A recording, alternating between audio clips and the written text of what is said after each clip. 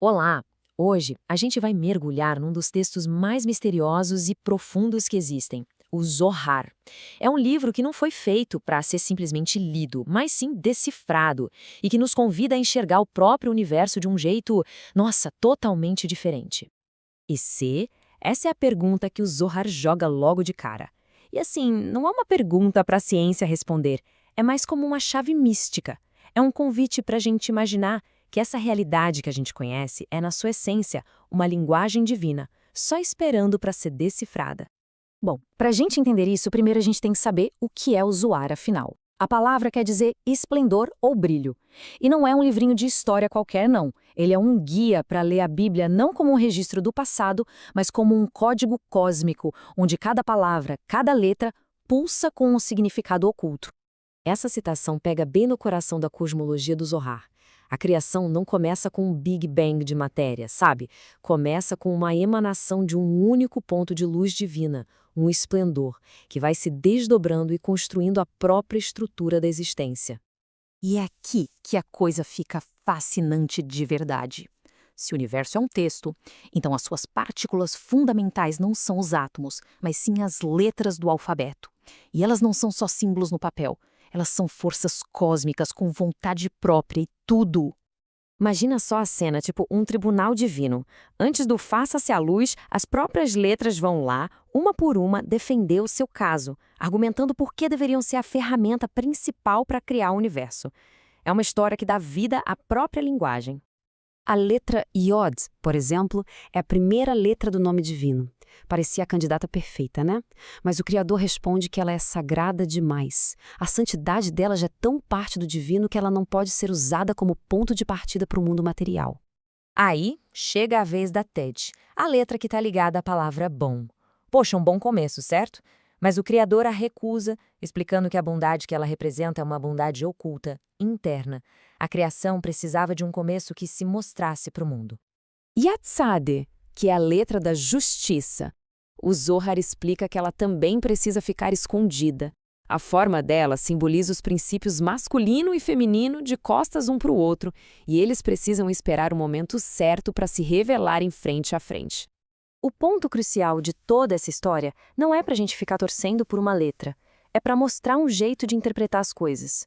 O Zohar ensina a gente a ver o texto sagrado não como algo que descreve a criação, mas como a própria arquitetura, a planta baixa da existência. Uma coisa genial do Zohar é como ele usa analogias, coisas do dia a dia, para explicar umas ideias super profundas. Ele pega algo que todo mundo conhece, tipo uma chama, e transforma num verdadeiro mapa do cosmos. É incrível. Pensa numa vela acesa. É uma imagem super simples, né? Mas para o Zohar, a chama de uma vela é uma metáfora central para entender o divino. Ali, naquela chaminha, a gente vê a união do que é visível e do que é invisível, do material e do espiritual.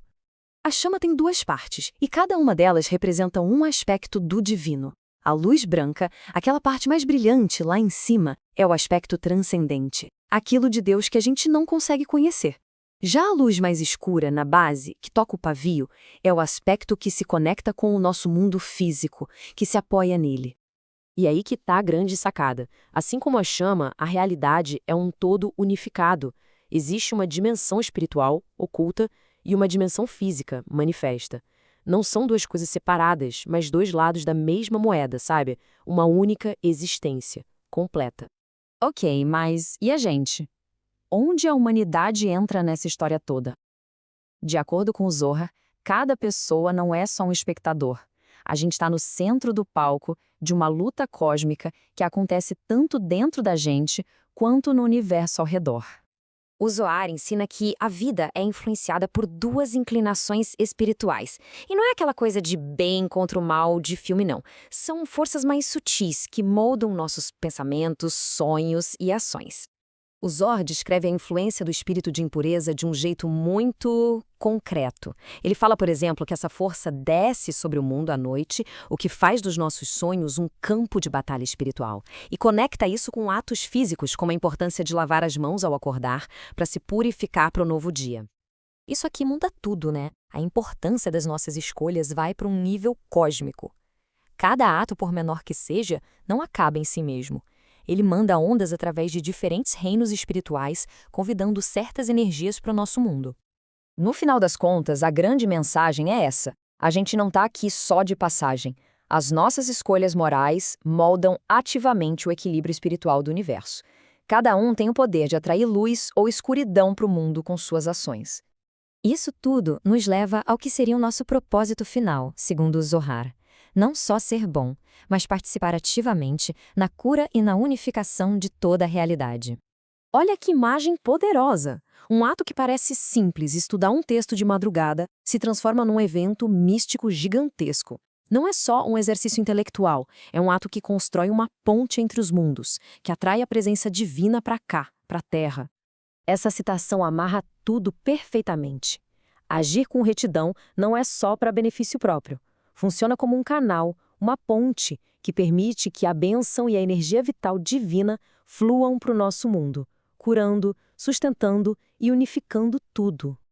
E a gente termina com essa provocação, né? O Zohar não dá respostas fáceis. Ele oferece uma nova lente para a gente ver o mundo. Ele nos desafia a pensar que talvez os atos mais importantes não sejam os grandiosos, mas aqueles pequenos gestos, sabe? De estudo, de bondade, de consciência, que bem quietinhos vão consertando a própria estrutura do universo.